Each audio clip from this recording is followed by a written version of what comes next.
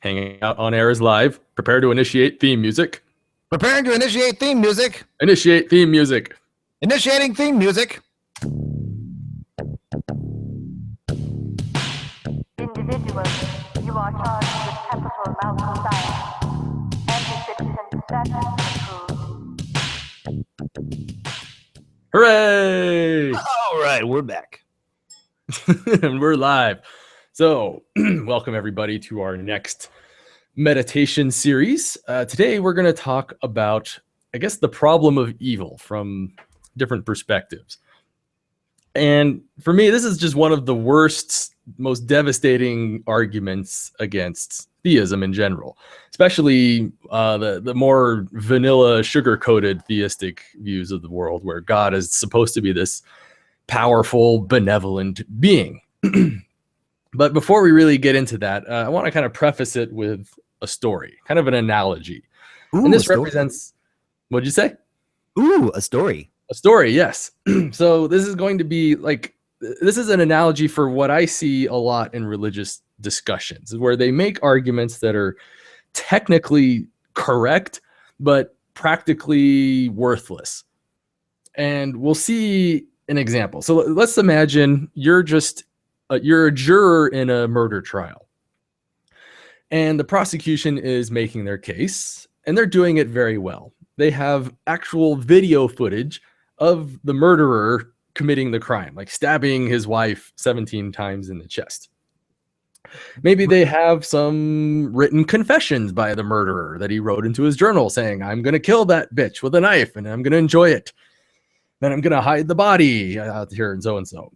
Okay, so that's pretty bad. Then you have multiple witnesses who watched the event happen through windows as he stabbed her. They've got blood, the bloody knife with all the DNA and his fingerprints all over it.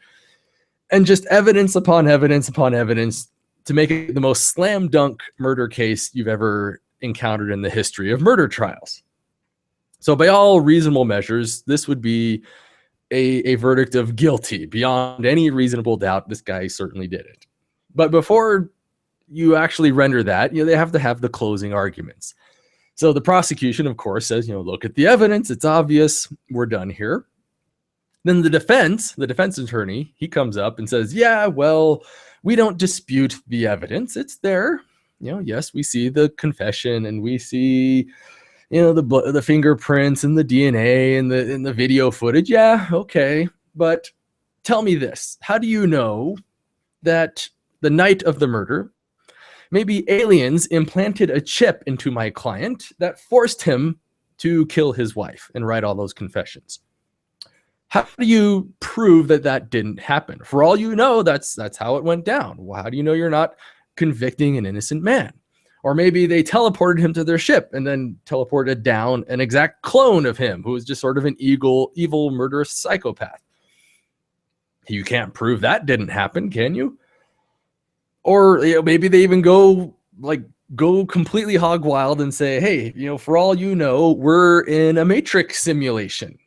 He didn't really kill anybody. She just woke up from the Matrix and she's in a better world now. Why would you put someone in jail for just sending his wife to a better place? She's not really dead.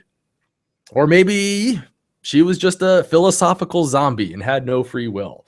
She wasn't really a person. She was just kind of this biological hunk of meat. You can't prove that she wasn't. How do you know she was even a person? You can't convict someone of murder when there technically wasn't even a murder there. Or for that matter, how do you know that the entire universe wasn't created last Thursday? Just poof, into existence with all the atoms and photons in their present conditions. And it was all just created to give you the impression that my client murdered his wife. But really, he was just created last Thursday and didn't really do it. Just the universe was created in such a way as to give the happenstance of that evidence. Prove that wrong. Now, so this is an idea somebody posted on an earlier video, and I thought it was a really brilliant analogy because it's an argument that's technically, it's philosophically correct. You cannot disprove last Thursdayism, right? Right. I mean, no matter what evidence you offer to me that might discredit last Thursdayism, all I have to say is, well, it was just made that way last Thursday. As much as a judge and jury would be face palming as much as they could, if that was the closing statements of the defense attorney, then no, you cannot disprove it. Right. And this is just the basic problem of external world skepticism, right?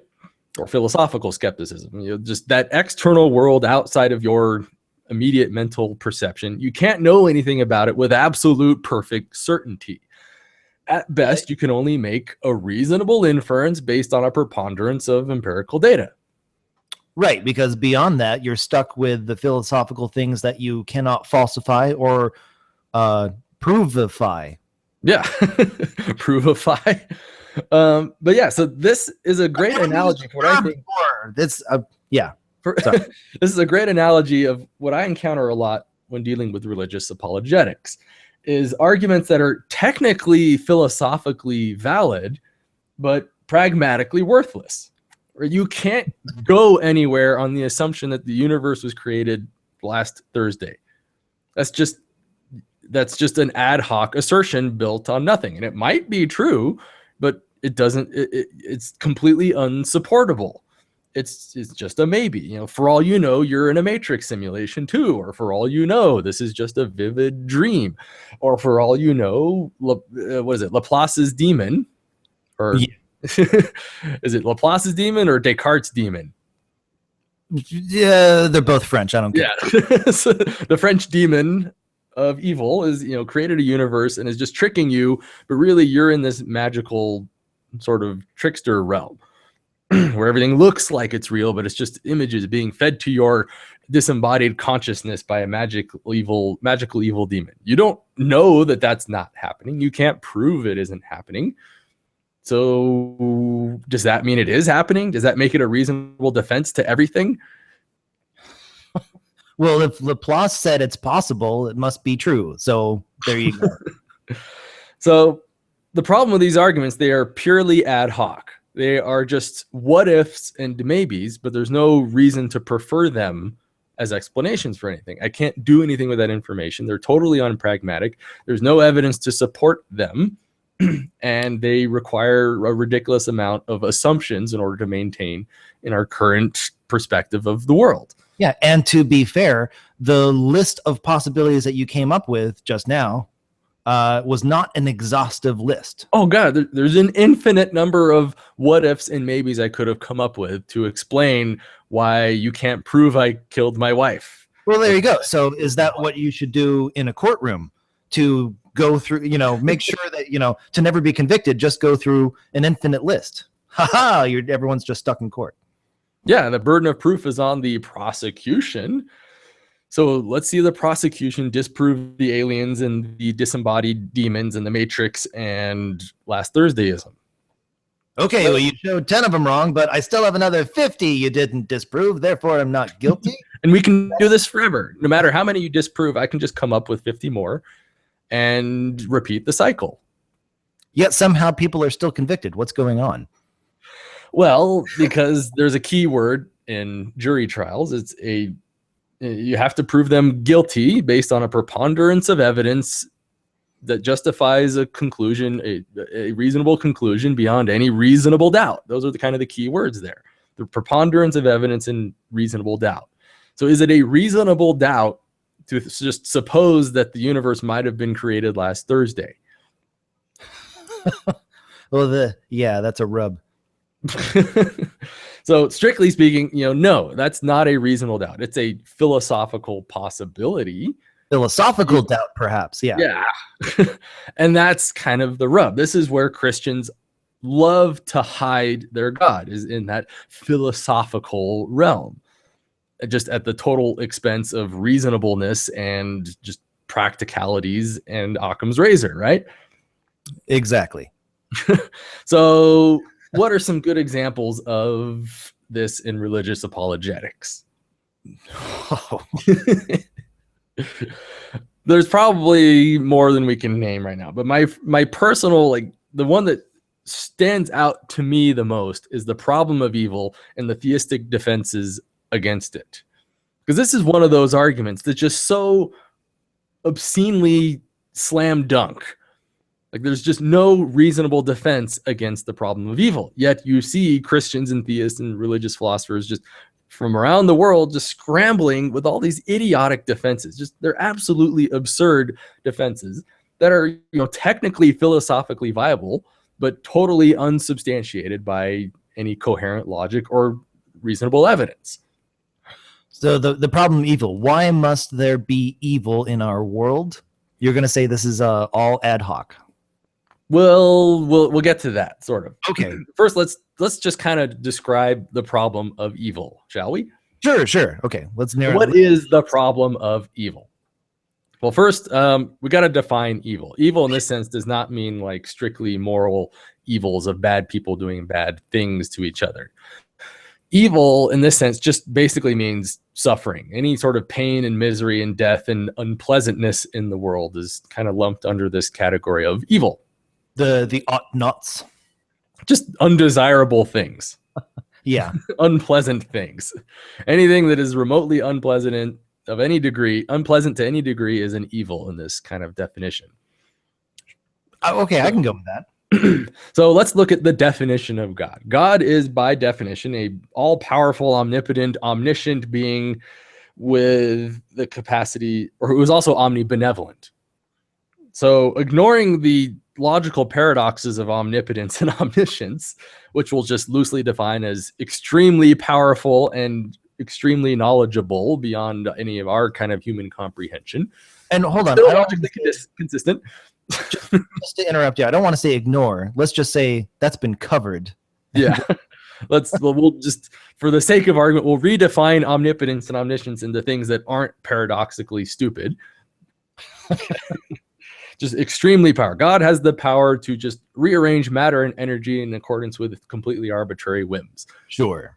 Okay, that's at least one of the things we'll accept as something an omnipotent being should be able to do. Omniscient, God just is fully aware of all the wave functions of all the particles in the entire universe and beyond. Knows pretty much everything there is to know about how to rearrange it all and what states of affairs would happen if he did. Okay, that's a reasonable definition or inclusion of what an omniscient being should be able to know, right? I can go with that. Yet you we'll would have. Go with it. Okay, I'll go with it. There's no paradoxes in that. I will play your game, sir. He is incredibly smart. He just knows a lot of things. He knows what will happen if he rearranges matter and energy and what the consequences thereof will be. Sure. That's a perfectly reasonable definition of omniscient. And God is omnibenevolent, meaning that God just desires to minimize suffering, to make the world as great and awesome and happy of a place as he possibly can for all the sentient beings in it. Because we're just the gosh golly darnest best thing he's ever loved. Yeah, that's just how he is. A benevolent being. If you are a benevolent being and you are walking down the street one day and you encounter a fellow who is just bleeding out of his gut from a stab wound or something, or he's bashed his skull on a wall, or he's passed out from epilepsy, you would help that person. That's what benevolent things do. They help other agents when they're in pain. Or even if he was just down on his luck, you would just be like, you know what, here's $20. Go get yourself something nice. Sure. This is how benevolent beings behave by definition. If you see a guy down on his luck and you have $20 and you're like, I'd rather keep it, then by definition, you are not doing what is maximally benevolent in that scenario. Yeah. You've done something for yourself at the expense of another. Sure. Okay, so that's just the definition. You can think of it as we can be benevolent, so there. Benevolence is a thing. We've done it.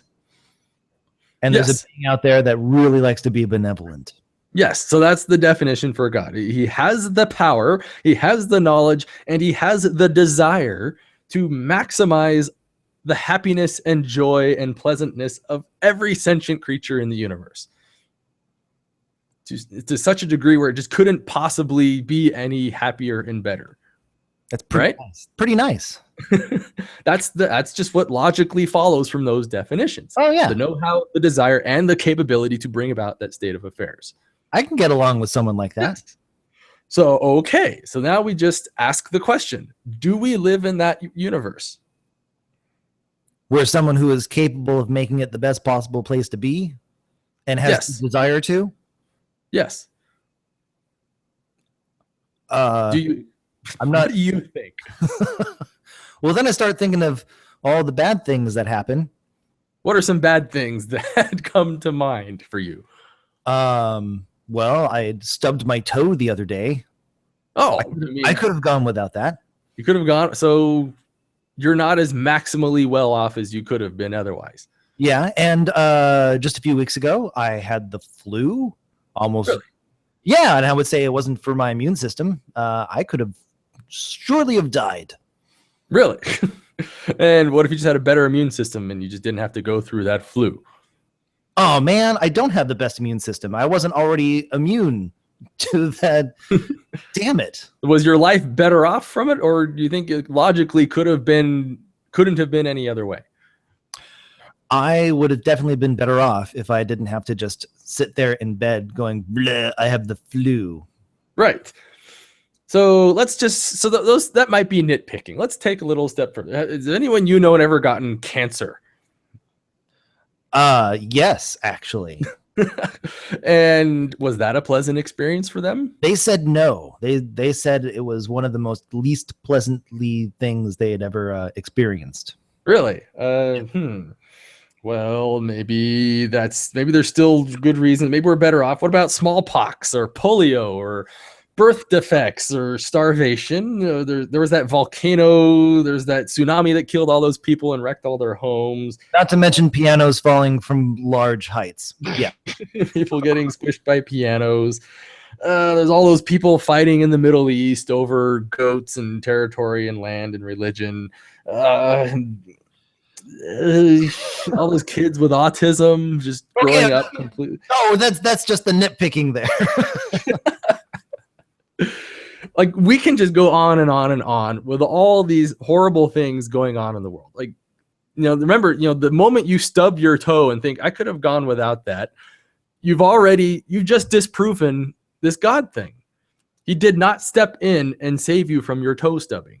Yeah, not to mention that in and of itself.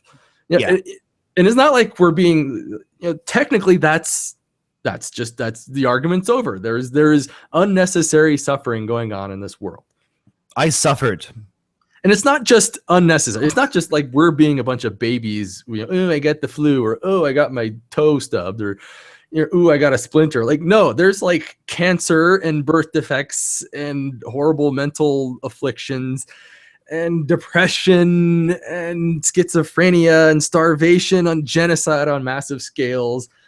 Yeah, I mean, 100 years ago, we'd be talking about polio and the mumps and smallpox. Yeah, not to be all depressing, but yeah, you bring up a good point where you do have people out there that, if they're terminally ill and truly suffering from multiple cancers and such, that they decide that, not being alive is going to feel a lot better than being alive.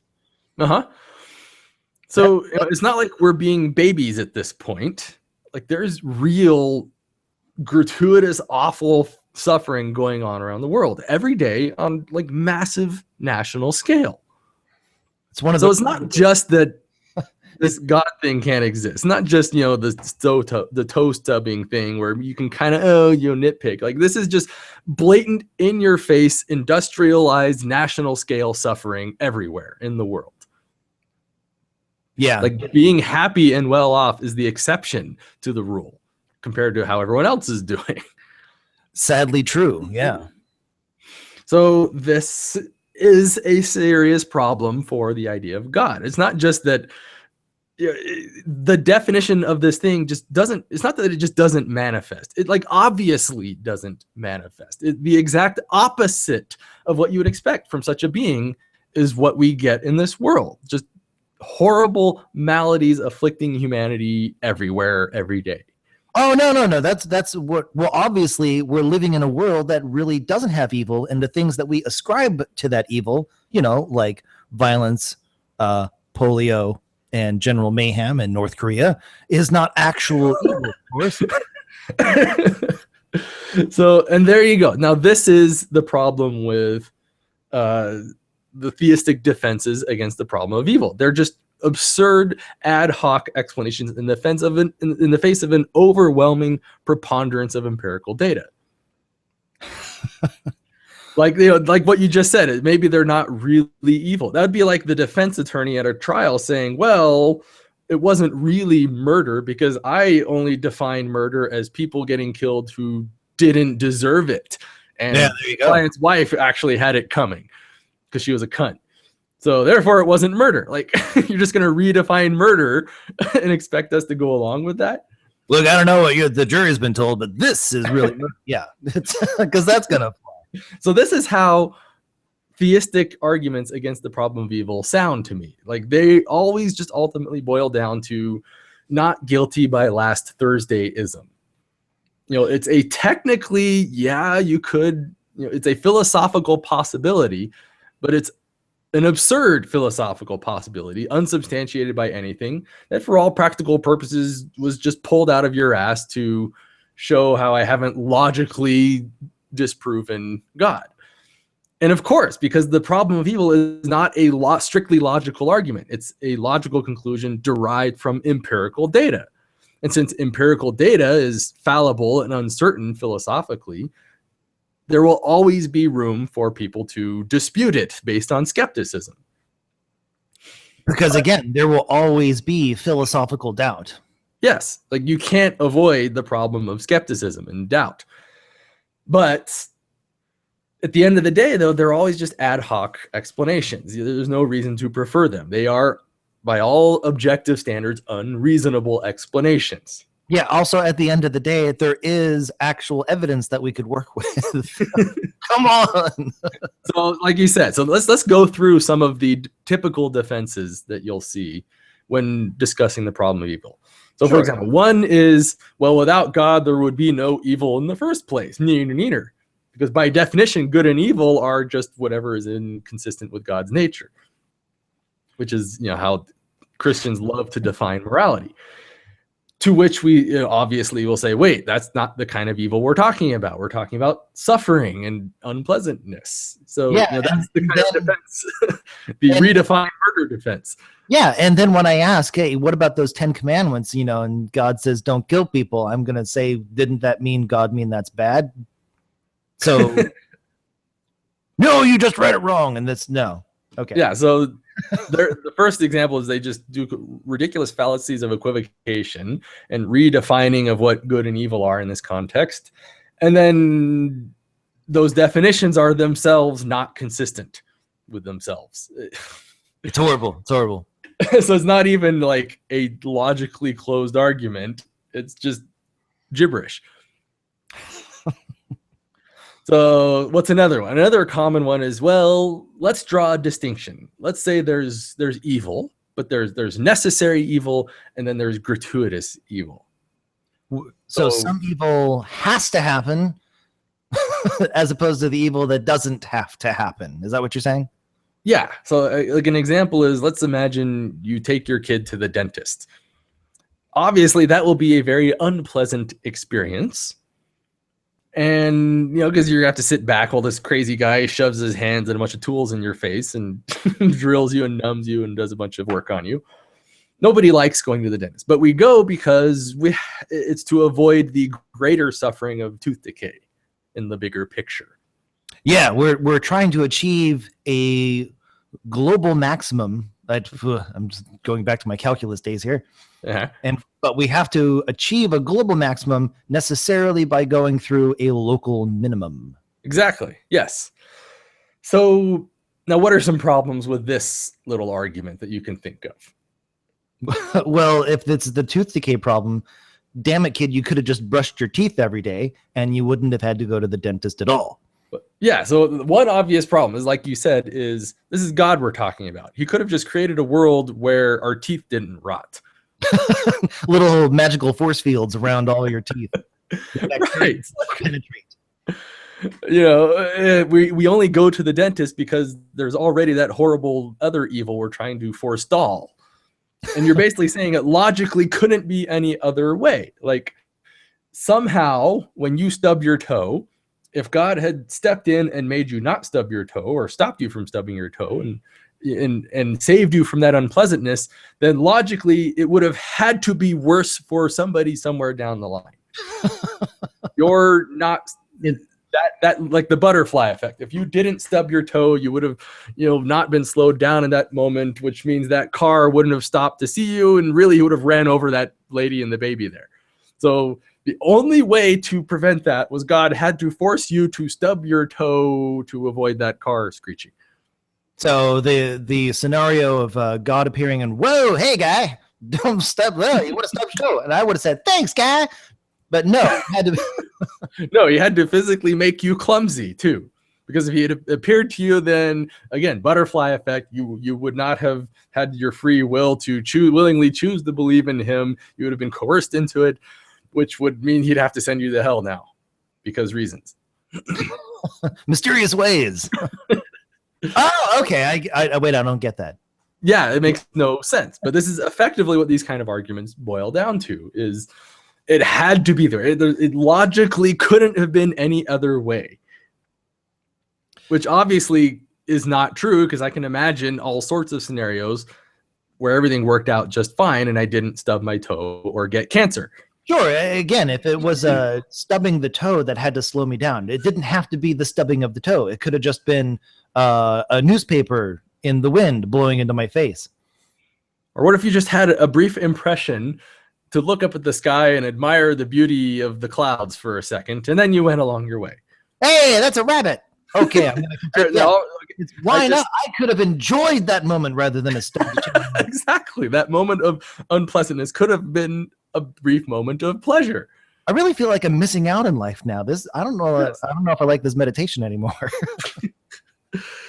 But no, like the defense is like, no, all the evil in the world is utterly, completely necessary. Not a shred of it was gratuitous. So we're already striving towards our global maximum, and we have to go through these minimums, and that's just what we see. Yes. And so, think about effectively what this boils down to is every time some baby gets cancer or is born with a defect or dies of SIDS, every time some kid develops with autism, every time you get the flu, every time somebody starves to death somewhere, it's because it couldn't have been any better. It's hey, God, it'll work out in the long run. It means if that little piece of evil and suffering was avoided, somebody somewhere would have been worse off for it.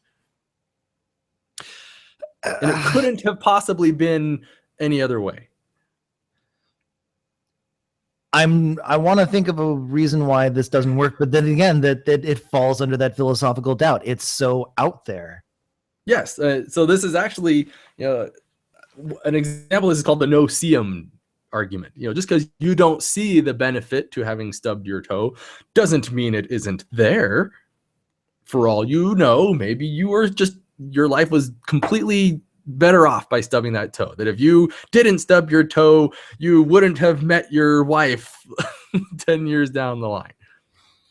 That it had to be, that toe stubbing was what initiated the chain of results to where you met her and you became happy forever now. Because that otherwise, what we would have remained strangers. I would have tasted chocolate if you didn't. And that lovely woman came up and said, "Are you okay? Do you need a Band-Aid for your toe?" Something like this is called the no-see-em defense. You didn't see it, but it was there. And you can't prove that it wasn't there. Just because you didn't see it doesn't mean it wasn't there. And for all you know, the universe was created last Thursday. You can't prove it wrong doesn't mean it's not right. Or that kid who died of smallpox and polio. Well, okay, that's what I was just about to bring up. If you're going to have people actually dying, like you can't say, "Don't worry, it'll work out for Oh, wait a second. You can't say it's going to work out for you in the long run. What's going on there? You see, the problem is that kid who got cancer, who died of SIDS, he would have grown up to be Hitler. Oh, of course. Worse than Hitler.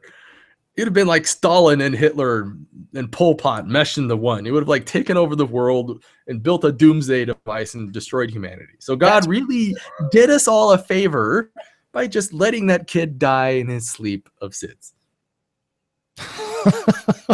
Now you can't prove that wrong.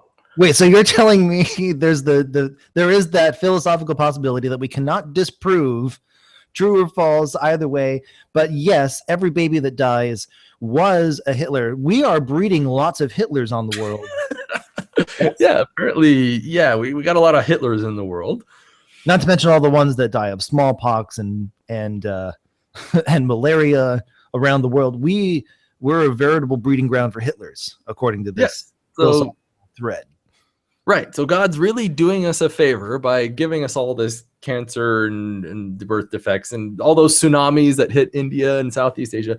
Well, they were just going to be a bunch of fascists anyway. Hitler! They're all going to be Hitler. Don't worry about it. So this to me is not guilty by last Thursdayism. And you can't technically prove that wrong. But it is such an absurd, far-fetched scenario that, like, come on, like, there's no reason to even think that's a reasonable hypothesis. So, like, these are actual arguments that you'll hear from Christians, that there was a perfectly good reason that God had for allowing us. We don't know what it is, but it's there. You just don't know, you don't understand God's ways. But really, it's for the best, and you can't prove it wrong. Therefore, your argument is invalid. But it doesn't make any sense. So this is classic ad hoc hypothesis reasoning. But no, I mean, we've already, under just casual scrutiny, I mean, take all the little things, all the nitpicky things, we could have the same outcome, only have it pleasant instead of stubbornly not so. And the argument is simply, for all you know, maybe it did work out that way for the best. You can't prove it didn't. God has a perfectly good reason, and you just have to trust that he's smarter than you and his ways are different, but he has globally maximized the happiness and well-being of humanity. Wait, now, hold on now. If we've already are following this particular path to the global maximum, if we are in this path and there's already no other way around it, that's what's happening, well, then that sounds pretty deterministic. Kind of. So that kind of gets us to the free will defense. But there was one other idea I wanted to kind of bring up for this is, if you really do subscribe to this notion, what's the point of doing anything? What's the point of trying to make anything in the world better? Oh, yeah. Damn it. Why am I working at a job when I could just be sitting on the couch and just saying, all right, thanks, God. This is the best thing that could have happened. Wow. Yes, God has already globally maximized the well-being of the universe. So why should I bother trying to cure cancer? Because God has already gone out of the way to logically maximize my well-being. You were supposed to have cancer, damn it. Yes.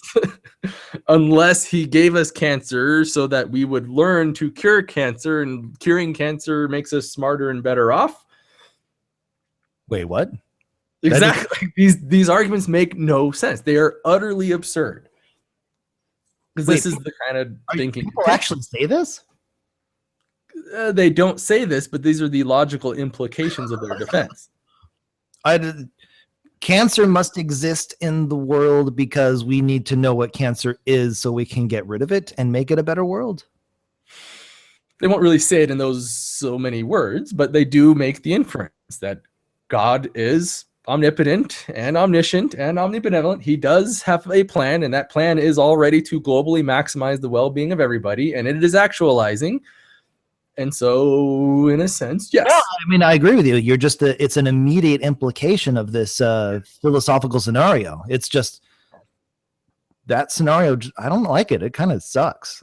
It's a really absurd scenario, is why. And again, it is not guilty by last Thursdayism. It's a philosophical possibility that I cannot logically disprove because my argument is ultimately grounded in empirical data. And there is an infinite number of philosophically viable explanations for any arbitrary set of empirical observations. See, not to detract from our conversation, but this is really, really why I do like evidence-based logic, because so easily, find yourself in the philosophical weeds, really not get anywhere with anything about everything. Okay, I'm done ranting. Well, this is just the textbook example of the raw deception and manipulation of religious apologetics, at least for me, because these are, they're technically viable possibilities, but they are patently absurd and unsubstantiated. They are just designed to explain away the data through a what-if scenario. And there's a technical term for this. It is called the fallacy of the ad hoc hypothesis.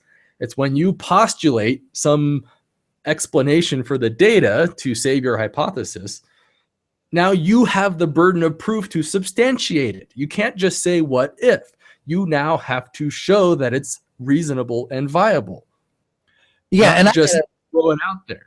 Yeah, I gotta say to you right here, for all the philosophical discussions I've had with very many people, for anyone that has honestly tried to move a philosophical discussion forward, they never actually try and shift that burden on the other person. It's about showing why your position would be so, not about pushing it to you and saying, ha, prove me wrong. And that's a great point, is ad hoc hypotheses at the end of the day are just shifting of the burden of proof. I have already made my case. Look at your definition of God and look at all the horrible suffering in the world. And why, look, these are totally incompatible things. That's my case. It is now open and shut. Your God doesn't exist, period. Yeah, I would say the immediate retort you could have to that is just completely flip it around. And because if you're going to work under the philosophical doubt security blanket, then I'm going to say, yeah, there is a God. And yeah, he is maximally benevolent. And really, this is just the worst case scenario we could ever possibly have. That's actually an argument that people will make, is just flip the entire scenario around. I say God is an evil monster who has gone out of his way to make our world as miserable as he possibly can. There we go. Seems perfectly consistent with all the horrible things going on. And it is as equally as consistent as what you just said. So yes. Which is the case? Is it? Right. And, the reason why we have these little scattered moments of happiness is because you can't really truly appreciate the suffering you're going through unless you've had a moment of joy to compare it against. Now prove that wrong. And the answer is you can't. Just as much as the other. Yeah. Mm-hmm. It is equally as absurd as the alternative.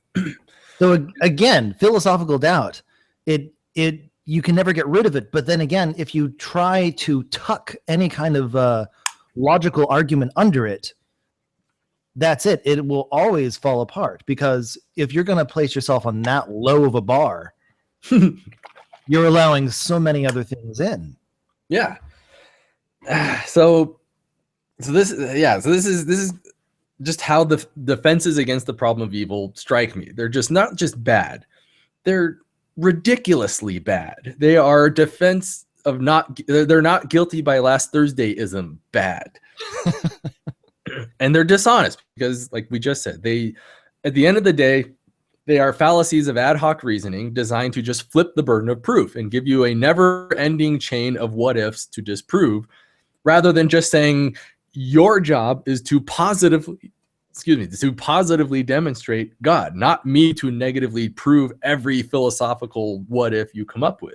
And again, there's infinite possibilities that you can always cook up, and rather than trying to actually tackle what the question is, you get stuck in the philosophical weeds of just going over these what-if scenarios, and that doesn't get anywhere. And exactly, that's another great point, is it doesn't go anywhere. Pragmatism. We have pragmatism. Is what are we going to do with this hypothesis of yours? You've postulated a God that desperately wants to make everything better, only he can't, because all the suffering we're going through is already as low as it can possibly be. And we can alleviate cancer and smallpox, and really it's part of God's plan that we do. And it's like, where is God fitting into any of this? So can I pray my cancer away or not? If I get cancer, is God going to help me, or do I have to help myself? Well, yeah. Okay. So again, if you're on this whole divine plan to a global maximum, does praying matter? And that's what they'll say is, yes, of course it does. Only no experiment you do to contrast praying with not praying will ever yield any empirical result. Well, there you go. So you eventually just finally leave yourself with a point where, okay, I'm just not going to count on God to help me avoid any problems. He is a being that has the desire, the will, and the power and the knowledge to help me out, only he won't. Or when he does, I won't be able to tell the difference of when I've done it myself. So I will just simply not factor him in. I can't factor him in anywhere. He's done nothing. He's pragmatically useless. Yeah. So that is how you cut through all of the philosophical bullshit. Is just, that's a perfectly great theory you have, but what can I do with it? You're not helping me. Okay, the universe may have been created last Thursday, but how does that information manifest in any way from a universe that was just always there? As opposed to Wednesday instead of Thursday. Yes. Like there's no distinction between any of them. So why should I assume it was created last Thursday instead of what the evidence indicates of 13.4 billion years ago? If it's all the same to you, I'm going to go with the pragmatic solution. Yeah. And this is, in a sense, this is Occam's razor. You have two explanations with equal power for the data, equal explanatory power, but one just has more assumptions buried under it. So either we have a universe that was created 13.7 billion years ago, as all the evidence seems to indicate, or we have a universe that was created last Thursday and appears as if it was created 13.47 billion years ago. And I now can't put anybody in jail for any crimes that were committed before last Thursday because they didn't really do it. Is that really what we want to do now? So you see, that is a bad result. I can't work with that kind of assumption. It's too many assumptions and now pragmatically bad choices I have to base off of it. Mm-hmm. So, okay, there's one final defense against the problem of evil that really, I think, stands out above all others. We've seen, the redefinition of evil defense. Yeah. Really, you wouldn't have good or evil without God in the first place. So neither. So therefore, God can let you suffer from cancer. We've seen the no-seum defense. Just because you can't see any benefit to babies dying of SIDS doesn't mean one doesn't exist. Checkmate. Or the everyone's a Hitler defense. All those kids who died, yeah, they were just going to be Hitler. God really did us a favor by letting all those kids die from disease. It was in our best interest. We should be thanking him. Or, okay, finally, then there's Alvin Plantinga's famous free will defense. Oh, no, I forgot about the free will. And this, I think, just is one of the most special icings on the philosophical cake. Because it's not just a bad argument. It's a ludicrously stupid argument on every conceivable level. If it were a velocity, it'd be ludicrous speed. Is that what you're saying? Yes. If the free will defense were a velocity, it would be ludicrous speed. But this is like Christians get this massive hard-on for this argument. Like, you remember the movie God's Not Dead, where Kevin Sorbo is all like, evil and cancer and pain and suffering. And then the little twerp comes in, is like 2 words, free will. Checkmate, bitch. I still... As if we're supposed to just be like, oh yeah, free will. I forgot about that. Thanks, God, for letting my kid die of SIDS. Or I'm dying right now on the street because I got hit by a car. Well, no, free will. Sorry. I just got crushed by a bus. Thank you, God, free will. How you doing? But no, so the free will defense kind of goes like this. Okay, so yes, we acknowledge there's all this pain and evil in the world, but Hitler and that Holocaust, Hitler chose to gas all those Jews. And God could have stopped him, but he didn't, because in order to stop Hitler from gassing all those Jews, he would have had to violate Hitler's free will. And you see, free will is very important. More important than the lives and happiness and safety of all those 6 million Jews and others. Well, obviously, I guess. What? That's essentially what the free will argument is entailing. It's just free will is more important than everything else. That a world with free will and suffering is better than a world without free will and happiness. Really? Yes, I shit you not. This is Christians love this defense. You've seen it before. I know, but they just get so caught up in just saying free will, therefore and they like there's no follow-up to that. The like free will is this magical argument phrase that immediately ends all philosophical discussion because instant win. Free will, how you doing? I win. Checkmate. And then I say, yeah, but no, I said it. It's free will. Case closed. Checkmate, atheist. But we haven't even started a chess. Wait, what? Oh god. So it's done. Yeah, it's horrible. But yeah, one of those arguments. It's not just bad. It's bad on every conceivable level you can possibly imagine. So let's start with the obvious problem. Is we'll grant the free will argument completely and outright. Okay, free will exists and God likes to favor free will. And so he's allowing free will in the world because free will is better than not having the suffering. Okay, so free will is a thing, and it's a good thing, and it's better than not having that thing. Got it. Yes. So therefore, Hitler and Holocaust. So first off, we can grant all of that. At best, all we have done is excuse the fact that some people are mean to other people. It does not excuse the cancer and the smallpox and the polio and the SIDS and the autism and the birth defects and the retardation and the schizophrenia and the toe stubbing. So this kind of argument is like, remember, the courtroom analogy. Okay, you've got the video footage and you've got the confession and you've got the fingerprints and the bloody knife, but that eyewitness testimony from across the street, he was drunk, and so you can't trust his testimony. And the other neighbor didn't have their glasses on, so really they just saw blurry images. They couldn't identify. Yes, exactly. That's effectively what we've done with the free will defense. You've discredited one minor facet of this larger, grander whole of the problem. But you still haven't said anything about the video where you, the murderer, saying, "Hi, it's me. My name is Murderer, and I'm about to do this. Watch carefully. Commit this murder because I want this in court. Damn it!" Hi, Judge.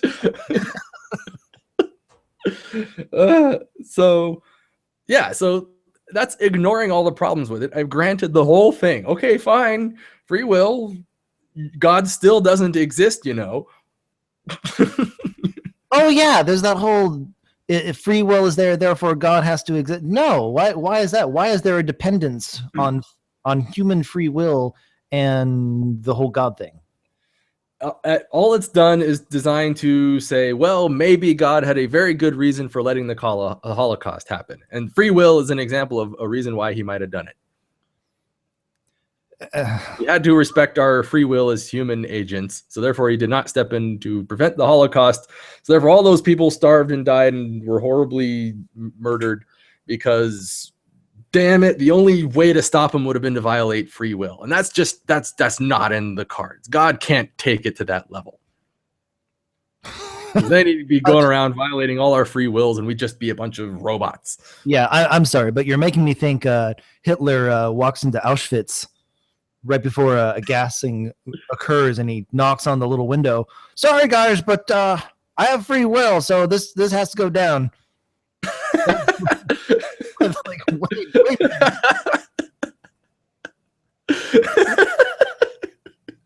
That's not funny. Free will. Oh God, have a nice shower. Free will. Oh boy, yeah. Okay, so this is obviously the first problem with the free will. People seriously make that argument. That is not a. I don't want to back that horse. That's all I'm saying. This is effectively what the free will argument entails. It has to. Let's just follow it to its practical implications. All right, let's go.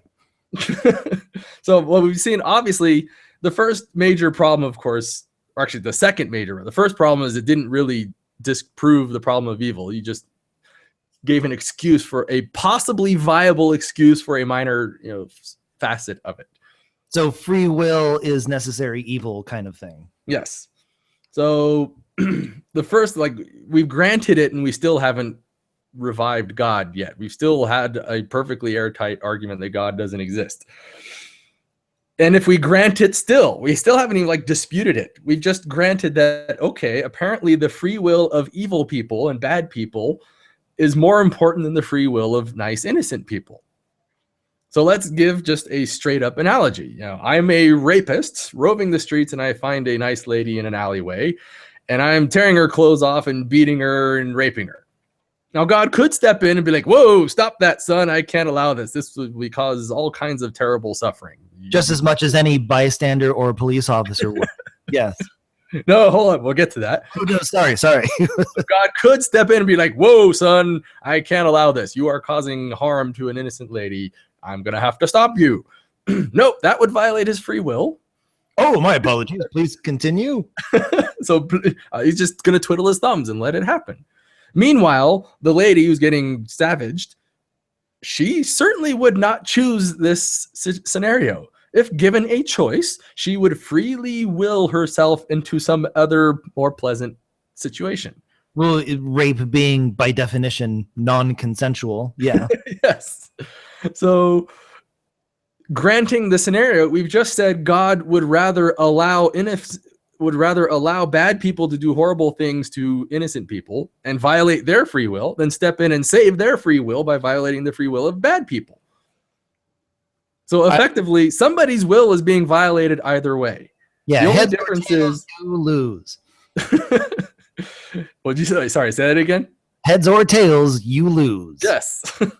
Yeah, even if we grant that free will is a thing, you're still in a situation where free will is apparently being violated anyway. You haven't saved free will. You've just said now bad people can freely will themselves into terrible things against innocent people and violate their free will. And God will he respects the free will of bad people, violent people, more than nice, peaceful people. Apparently. So, just take it even further. Suppose a police officer were to step in and be like, whoa, son, I'm going to have to arrest you now. I can't allow you to freely rape that woman. But officer, free will. Would that be a defense? Take it to court. Go to the courtroom again. Yes, you could put me in jail, but I would rather not. I am going to choose out of my own free will to remain free after having murdered my wife. You are violating my choice, my free will, by forcibly dragging me to prison. Would that fly as a defense in court? Look, Your Honor, I'd really not want to, so we can just forgo this. Yes, free will is more important than your justice. Right? And yet, apparently, when we die, God's going to send us to hell anyway, even though we'd rather not. Damn it. What happened to my free will there? You freely choose to go to hell. That's right. No, I don't. No, really, don't send me there. So now we see it logically just doesn't even work on itself. Even when we grant the free will defense, free will is still being violated. You've just said God likes bad people more than nice people. Wait, so if he prefers bad people, who goes to hell? But then they go to hell anyway. After they die. After they've done all their horrible things anyway. When he could have just stopped them. But we'll have more to say on that. Okay. Because this gets even better. So we're on number 3. What on earth is a free will anyway? This is not even a well-defined philosophical concept. You ask most philosophers, can you define free will for me? How do I recognize a free will when I see it? And they'll just kind of go, oh, well, it's sort of like when you choose things only freely and not deterministic and stuff. Yeah, free will gets rather nebulous, and it's not like it's not like philosophers haven't tried to rigorously define it. It's because it's a really tough thing to define. Yes, it is kind of an open problem. I have never encountered a good, coherent definition of free will. And I've kind of looked. And the best definitions I've heard are, well, free will is like the freedom to will things without determinism and stuff. I'm going to do exactly what I wasn't going to do because free will. Yeah. This is kind of how people think of free will. So it's not even a very well-defined concept in the first place. Yet in order to make the free will defense, you have to presume that it's a well-defined thing and that it exists. Like, even if we could define it, now prove that it exists. Oh, so it's using a dubious concept that is still very hotly disputed to save another concept, another philosophical argument. So in and of itself, like, what's a good analogy to something like this, you think? Oh, Like, I can't be guilty of murder because the tribbles made me do it. And you're like, what's a tribble? Well, a tribble is like, an omnipotent thing, only it isn't. And they're both inside and outside of time. But I can definitely tell you they're not elephants. Look, all I know is the tribble said if I didn't do this, I wouldn't be dark better off in the long run. It'd be kind of like saying, my room was overwhelmed with dark matter and it forced me to do it. Well, no, okay, what's dark matter now? Prove that exists. No, it's still simple. The tribble said that I really had to do this and that it was in the best interest of everyone on the planet that if I did this, and I asked, well, really, what's that? And then they said, sorry, I can't tell you. That will violate free will. So I said, okay, sounds good, and hacked away. Something like that. Like, I think a good analogy would be something like dark matter. It's a thing we sort of know that's out there, but we can't coherently pin down what it is. So if I were to say my room was enveloped in dark matter, and then that is what caused the knife to stab my wife or something to that effect, you've postulated something that's dubious unto itself to save yourself from a slam dunk case. Really, I was like, it's worse than last Thursdayism. At least last Thursdayism is kind of coherent. You've postulated something that isn't even defined yet. Yeah, so dark matter warps gravity a little. So yes. Obviously, I was trying to hold the knife away, but dark matter got into the room, and the gravity overtook my strength, and whoop! All of a sudden, that was yes, it was an infusion of dark energy or dark matter and dark energy. Now, I know it looks like energy. I'm willing to go on the video, yeah, but it was dark matter. That's kind of what the free will defense is like. We sort of know what this free will is, but we don't really know what it is. And then on top of that, we don't even really know what it is, but now you have to prove that it exists, even if we could define what it was. So It's a dubious concept in and of itself used to save a bad argument. So, okay, item number 4. Okay. This free will defense just presumes outright that free will is better than all the pain and suffering in our world. That we could have a world of endless joy and happiness and orgasms, and all we'd have to do is just give up free will. Beer volcanoes and yes, stripper factories and beer volcanoes in exchange for free will. So I love what the Messianic Manic did in one of his videos, where he just says, like, seriously, you just said that free will is literally the cause of everything wrong in the world. By definition, it's a bad thing. If we gave it up, if we got rid of free will, we would all just be infinitely happier and better off for it. There'd be no wars and no genocides, just endless pain and pleasure and joy for our entire lives. All we have to do is just not have free will. Well, if that's the case, fine. Fuck free will. Take it. I want my infinite beer spigot and endless orgasms. Like, seriously, all you had to do was just step in and be like, no, Hitler, I'm not going to let you become Führer. And then we would have no Holocaust if God had just done that with his foresight. And been like with Stalin, like, you just could have killed Stalin off a little, or just maybe, had him, changed his disposition a little bit to make him nicer. That's all God had to do. And all that terrible suffering would have been alleviated. It's like, fine, take away Hitler's free will. Fuck that guy. He didn't deserve free will. He used it poorly. Let's make him a robot.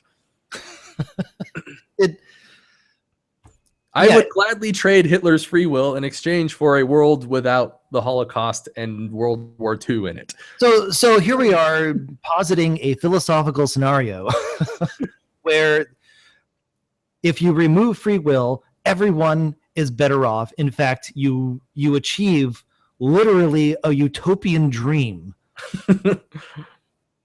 So I want to say, the moment anyone says have to have evil because free will, no. Well, you've basically said free will is a bad thing because it literally is the reason why we have pain and suffering in the world.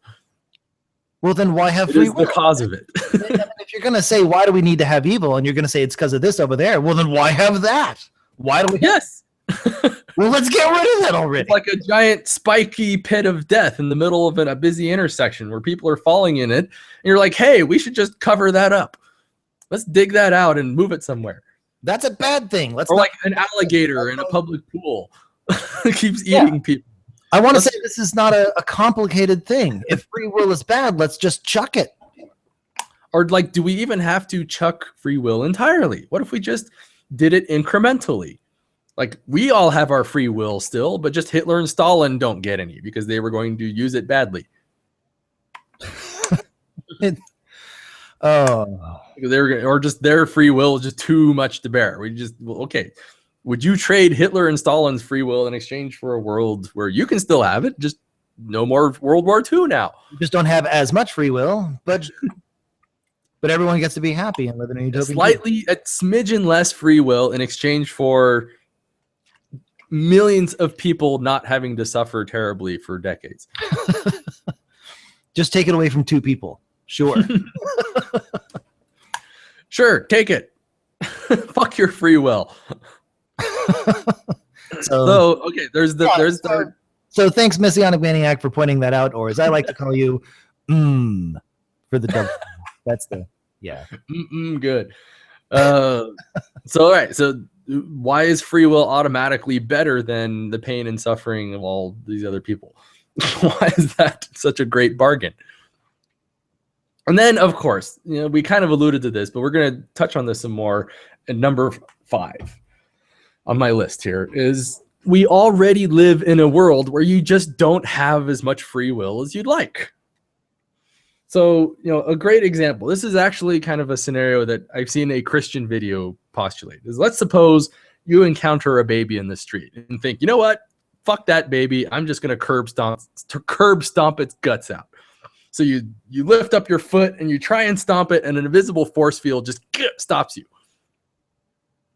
Or maybe you have a club and you're going to bash someone's head in, and just a magical telekinetic force just takes the club away, and you're not allowed to smash people's heads in.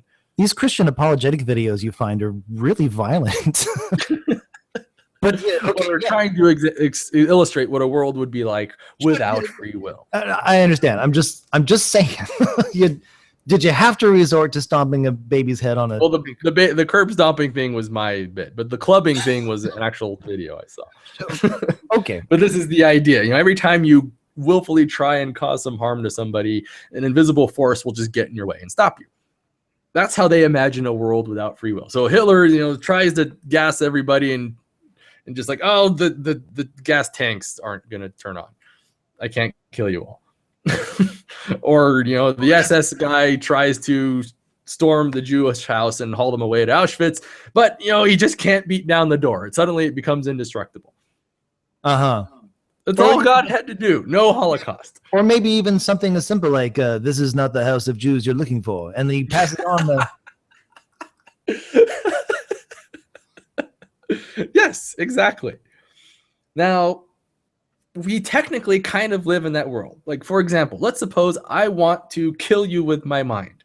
I hate your guts, and I just want you to suffer and die terribly. So I stare at you and I go, "Urgh!" I can't hurt you that way. That is not a choice I have. It's like I've just not been granted the power to cause harm that way. So we already live in a world where you can't freely choose certain things. Yeah, so our capacity of choice is limited. Yes. It's not down to the infinite possibilities. There are certain things we can't do no matter how much we will it. Right. So like let's kind of scale. That might be a little extreme, but let's kind of scale it back. Let's suppose I want to curb stomp the baby. But let's just suppose by a happenstance of nature and cosmic engineering, all human babies are covered in spikes. So if I were to stomp that baby, I would actually just shove a spike in my foot and hurt myself. Ooh, okay. Now, is that violating my free will? How is that any different from the magical force stopping me? It's still something impeding me from actively trying to hurt babies. And we already live in that world because porcupines exist, right? Yeah. If I tried to curb stomp a porcupine in bare feet, I would just hurt myself. I've already faced a physical deterrent to that sort of thing. Is that a violation of my free will? How is that any different from God just magically stopping me from doing things? But then maybe... Well, even so, like if you had a sudden change of heart as your foot is in the air, ready to stomp, and I can do other things. Or yeah, what if I just am not the kind of person who feels the urge to curb stomp babies? Yeah, I see a baby and I think, stupid baby, and I just walk away. Yeah, so did you freely change your mind, or did God influence you in some mysterious way? Again, I want to say this still falls under philosophical doubt. Right. Is that a violation of my free will to simply not have the desire to curb stomp the baby? Because you can say, just a minute ago, I was really into this.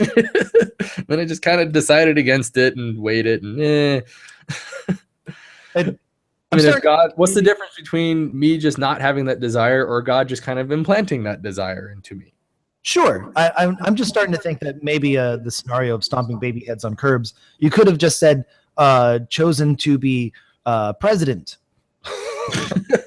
Yeah, what if instead of stomping the baby, I just think, ooh, ice cream?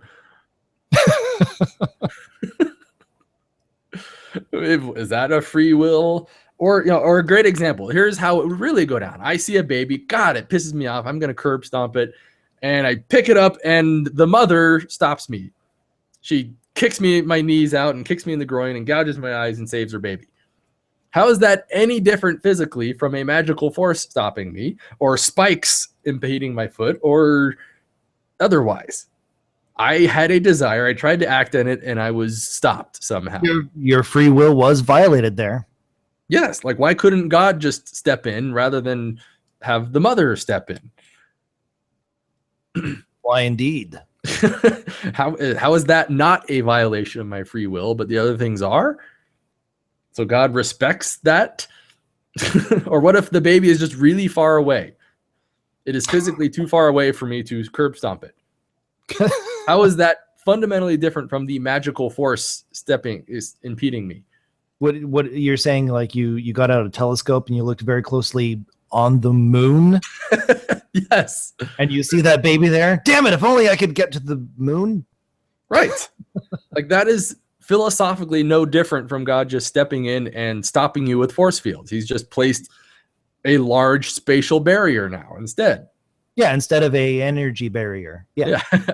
Because what? He didn't actively do it. I just happened to be there. What's the difference?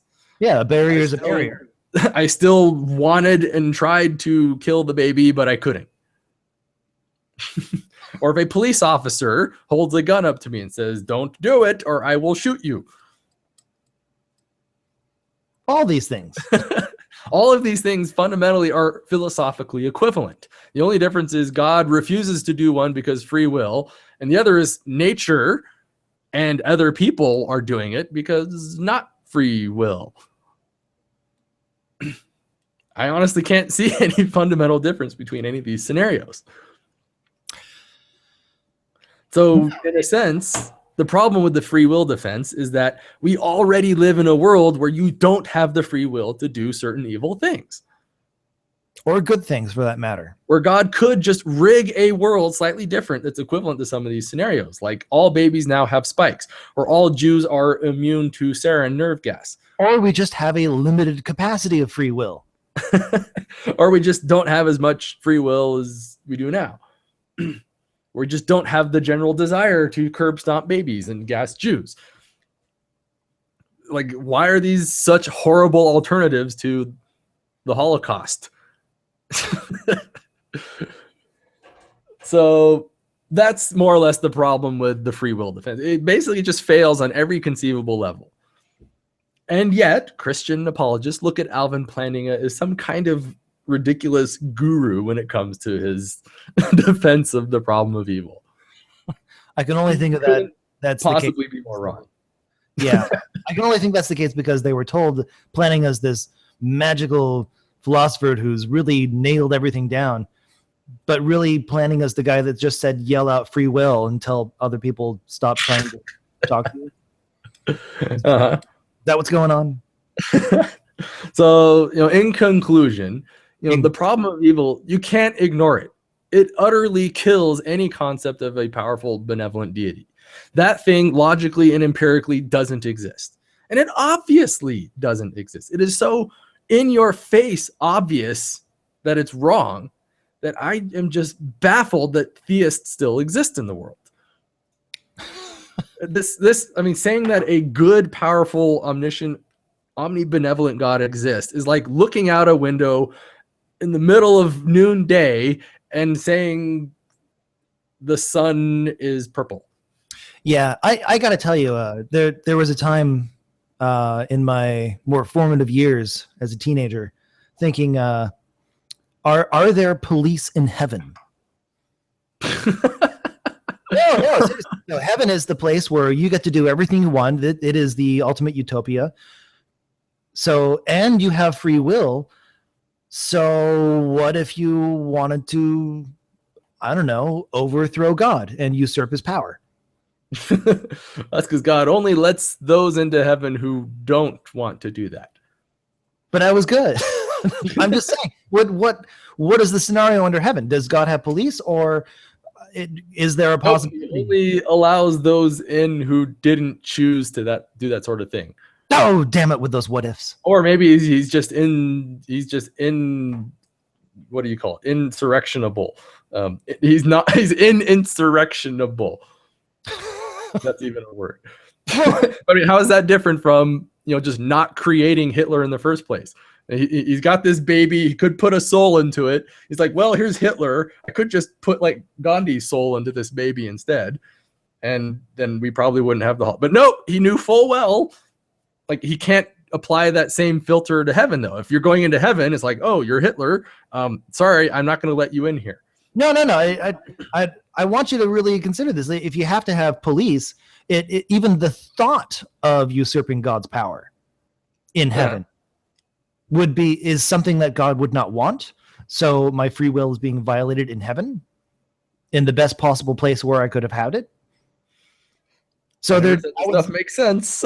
I'm just saying that it sounds like it's possible to have thought crimes in heaven.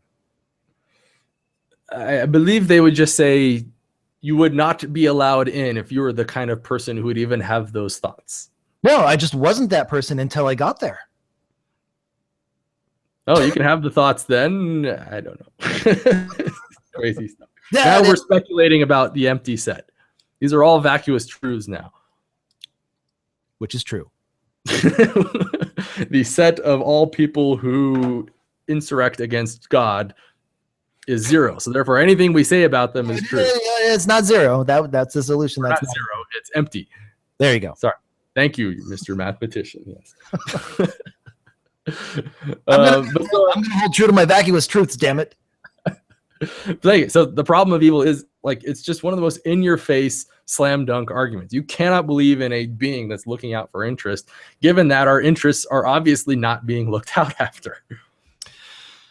Time and again. And it's obvious. It's like not just obvious. It's like in your face God is not watching out for you.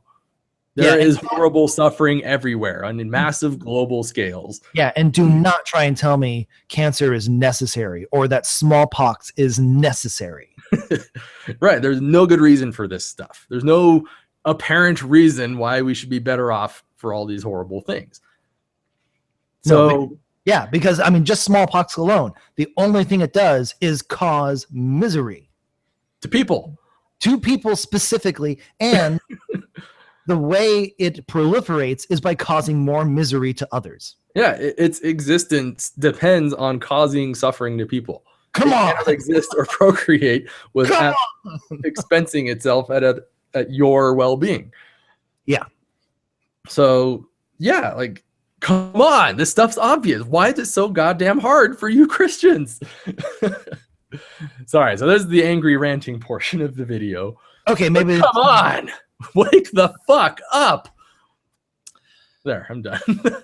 Okay. So yes, the problem of evil is just a slam dunk. So much so that like even the defenses against it are the most absurd philosophical trash I've ever encountered. They are all the equivalent of not guilty by last Thursday-ism. Philosophically equivalent. They're just nitpicks and nuance designed to plug their ears and go la la la la, rather than just face the fact that they believe in a stupid fairy tale. So yeah, and if you want to tuck under that philosophical doubt security blanket, that's fine. But honestly, if you really want to try and get anywhere with it, the problem with evil is that evil is evil and it's not going anywhere. It's just, it is what it is. Yes. When I get cancer, can I pray it away or should I take my meds? Should I work on developing better meds? God is not factoring into any of this stuff, which means he's useless as a theory and a hypothesis. And that's why I'm going to take more Not of a pragmatic approach to these things. Not just useless, like empirically not there. Yeah. Empirically falsified. You have told me there is a being that is looking out for me and wants me to be happy and well. And he's obviously failing in that duty. Every time something bad happens to anyone anywhere, then God is failing in that perspective. Not just failing, not like just there and neglecting his duties, literally not existing. The God you believe in is not empirically manifest. Oh, yeah. And for any kind of natural disaster that happens, you know, and they'd say, oh, wow, this person, they got stuck under all this rubble and they were saved after 5, like in Nepal. Oh, it's because God was really looking out for. What about all the people that were killed? Or the ones that were paralyzed now because who lost their homes and livelihoods. Come on, that is some serious cherry picking there, people. So, right. So this is, I think, one of the best anti-theist arguments because it is an empirical falsification. You've made a description of a thing that makes testable empirical predictions, and those predictions do not manifest. Therefore, by scientific falsifiability, that concept, that thing you've postulated, doesn't exist.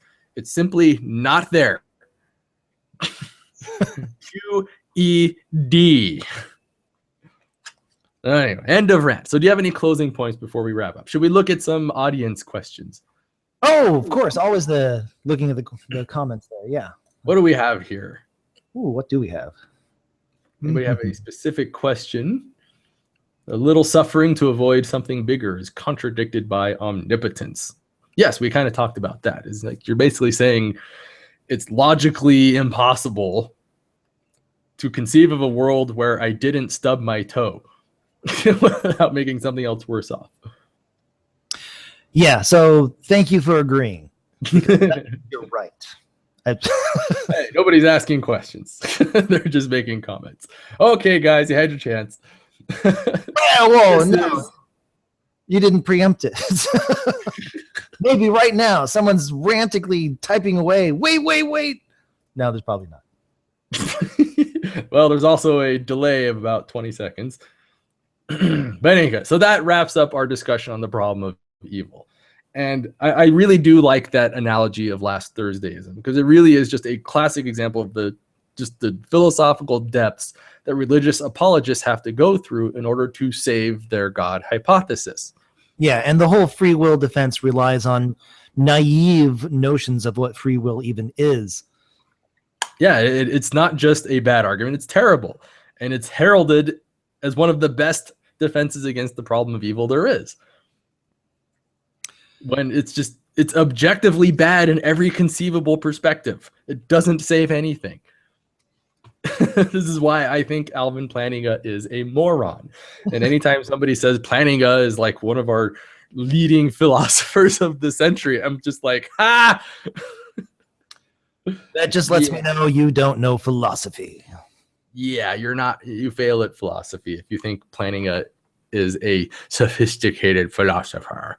Yeah, I'm starting to think, the basic counterexamples that people can come up with that instantly just show the absurdities of all these apologists' arguments. I'm starting to think the new slogan should be, the counterexample, the apologist's worst nightmare. Oh, wait, we got a question. What about the other problem of evil? The God of the Bible is evil. Yeah. Well, you got to remember, when we talk about evil, we're talking about the problem that suffering exists in the world. But by most objective standards, God in the Bible is the cause of a lot of that suffering. Either through the Israelite genocides or the Great Flood or the Tower of Babel, where God just deliberately steps in and fucks with people. Like, how is that benevolent in any way at all? I think the Tower of Babel is actually a great example of this, where you had just people working together to build this big tower because they wanted to be special. They were united. And I believe it actually says in the Bible that their unity is what pissed off God. So he just steps in and just dicks with them all and creates all the language, confounds the language, just because they were doing something awesome. And he was afraid they were going to reach a tower, or create a tower to the heavens or something. It's like, yeah, they wanted to go to heaven, so they would just, well, let's just walk there. They all. Actually, I think that's not exactly true. No, it's not. Definitely chopping up the story, but I mean, seriously, if God knows the cosmos as well as at least as well as we do today, then God knows the tower was not going to make it to heaven. So really, hooray! All these people are working together towards a nice common goal. Oh, that's funny. They're going to make a tiny little tower on their planet. And he just screws with them because reasons. I think it's because maybe just that part of the story didn't make it into the Bible, but it was God made a bet, or just that was a bit with Job. No, different bet. No. God, I think, shrugged with his elbow. Hey, watch this, and then all the different languages. I think that's what it really came down to. Actually, the story of Job is another good example where Job is this perfectly nice guy who loves God, and the devil is like, hey, can I dick with him? And God's like, well, okay. But you say it's gonna be let good. It happen. Yeah. Watch this, says the devil. Oh, all right, I'll watch. Just to prove a point to the devil, he lets this guy go through this horrible. He kills off his family. He gets boils. He takes away his home and his livelihood. And then when it's all over, he gets a newer and better wife and better kids and a better house. Like, seriously. No, and God had to be a dick in the process to make that happen. God didn't do it. He just sat back and let the devil do it. No, so the devil can violate all free will all he wants. Yeah. So the Bible's true. Job's children died because the devil wanted to prove a point. I don't know. This is for the greater good. This is what free will is for. Oh, yeah. So that's an interesting point, is how, you're defining God as this benevolent being, while at the same time we're talking about the God of the Bible, who actively goes out of his way to screw with people and kill people. Like, a great one is the she-bears who maul all those kids. There's Elijah is walking to a town and he's bald. And a bunch of kids go like, hey, Baldy, get out of here. Ha, you're bald. And then a bunch of bears attack him and maul him. Yeah. Like, that was in their own best interest. A loving and omnibenevolent being had to do that because there was logically no other way to maximize the happiness of the world than to tear these kids to shreds with bears. Specifically bears. That's how it had to go down. It had to be bears. It couldn't have been hawks. Another comment. So if Adam and Eve brought in quote unquote original sin, now everyone's born into this sin. Doesn't that violate my free will? Depends. If you're Mormon, they say no, actually. This is one of the interesting things about Mormons, where they actually kind of clarify, or they kind of fix some of the dumb bugs in standard Christian theology. Only to replace them with other ones, but that's another. Yeah, that's true. But yes, if you're a Mormon, one of the articles of faith is that you will be punished for your own sins and not for Adam's transgressions. Although if you are a more Orthodox Christian, it's, yes, you were born into original sin because sucks to be you. Some lady a long time ago was told not to eat from a tree, but then did it anyway. But didn't know knowledge of good and evil, so no, she didn't know what she was doing. Now we're all in sin. Because yeah, so Jason Spaulding here, yeah. Does it not violate your free will? I'd say yes. But what about Eve's free will? She didn't know any better. And God still freely chose it. But she didn't understand that she chose it, free will. But God put it there to begin with. I know. He actively tempts her with it. He's like, whatever you do, don't eat from this because reasons. Because you'll die, even though you don't really know what that means yet. Because I haven't told you about the knowledge of good and evil. But evil will happen if you eat from this. So don't eat it. But what's that? No, it's like it. I mean, at that point, I mean, all I can think of is if this conversation were to go down, all Eve can hear is like what a Peanuts cartoon, that's like. And then she's even like, okay, I guess I won't. And then the snake comes in and is like, you should eat from that tree. And then God doesn't step in and be like, no, don't listen to him. Then Eve eats the apple and then understands. So what's she do? She gets Adam into it all. But then right there, like Adam doesn't know any better. He's totally being taken advantage of. His free will is being knocked up all over the place. Who's there to help? Nobody. That's who. It doesn't count as a violation of your free will if you freely choose it, even if you're too stupid to know the difference. Even if you don't have it to have it?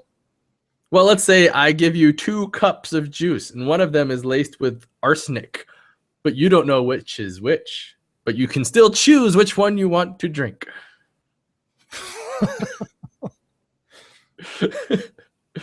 And these are the sorts of philosophical circles. I don't know what juice or arsenic is, or what cups are. What are you talking about? Okay, nom. All right, we got to wrap up now. Okay, we're losing viewers. Okay, this is Anti-Citizen X and Charkopoulos signing off. Signing off.